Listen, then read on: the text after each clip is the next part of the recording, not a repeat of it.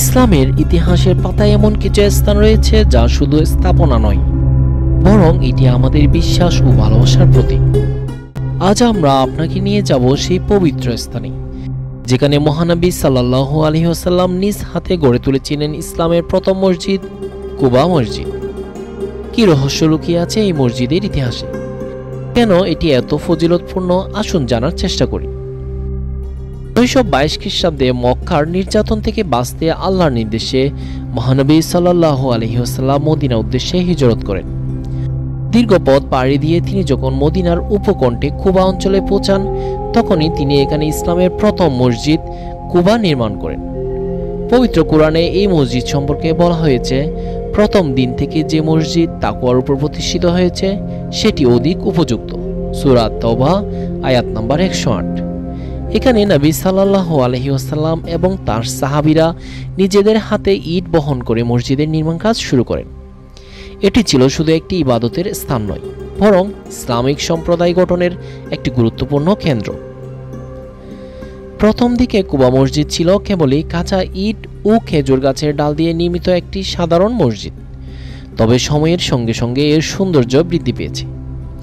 বর্তমান স্থাপত্যের বৈশিষ্ট্যের মধ্যে রয়েছে 4টি উঁচু মিনার, 56টি ছোট ও বড় গম্বুজ, একসাথে 20,000 মুসল্লির ধারণ ক্ষমতা, সুন্দর মার্বেল, ঝলমলে ঝাড়বাতি। আজকের কুবা মসজিদ কেবল সৌন্দর্যের জন্যই নয়, বরং এটি মুসলিম উম্মার ঐক্যের এক প্রতীক। কুবা মসজিদ সম্পর্কে নবীজি সাল্লাল্লাহু আলাইহি ওয়াসাল্লাম অনেক ফজিলতপূর্ণ কথা বলেছেন। নবী সাল্লাল্লাহু আলাইহি ওয়াসাল্লাম বলেন, যে ব্যক্তি বিশুদ্ধভাবে ওযু করে কুবা মসজিদে 2 রাকাত নামাজ আদায় করবে, সে যেন এক উমরার সওয়াব লাভ করবে। সহিহ বুখারী ও মুসলিম। রাসূলুল্লাহ সাল্লাল্লাহু আলাইহি ওয়াসাল্লাম প্রতি শনিবার কুবা মসজিদে আসতেন এবং এখানে নামাজ পড়তেন। তিনি সাহাবীদেরও উৎসাহিত করতেন এই মসজিদে আসতে। নবীজি সাল্লাল্লাহু আলাইহি ওয়াসাল্লাম বলেছেন, যে ব্যক্তি তার ঘর থেকে ওযু করে কুবা মসজিদে গিয়ে নামাজ পড়ে, তার জন্য উমরার সমতুল্য সওয়াব রয়েছে।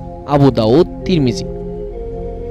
আজকের দিনে কুবা মসজিদ শুধু একটি ধর্মীয় স্থান নয়, এটি ইসলামের ঐতিহ্যের এক জীবন্ত সাক্ষী। প্রতিদিন হাজার হাজার মুসলিম এখানে নামাজ পড়তে আসেন। ইসলামের প্রথম মসজিদ কুবা শুধু ইবাদতের স্থান নয়, বরং একটি ঐতিহাসিক ও আধ্যাত্মিক গন্তব্য। আপনি যদি কখনো মদিনায় যান, তাহলে অবশ্যই কুবা মসজিদে গিয়ে 2 রাকাত নামাজ আদায় করুন। আল্লাহ আমাদের সবাইকে এই পবিত্র স্থান জিয়ারতের সৌভাগ্য দান করুন। আমিন। পবিত্র কুবা মসজিদ নিয়ে এই পর্যন্তই। ভিডিওটি ভালো লাগলে লাইক, শেয়ার ও চ্যানেল সাবস্ক্রাইব করুন। আল্লাহ হাফেজ।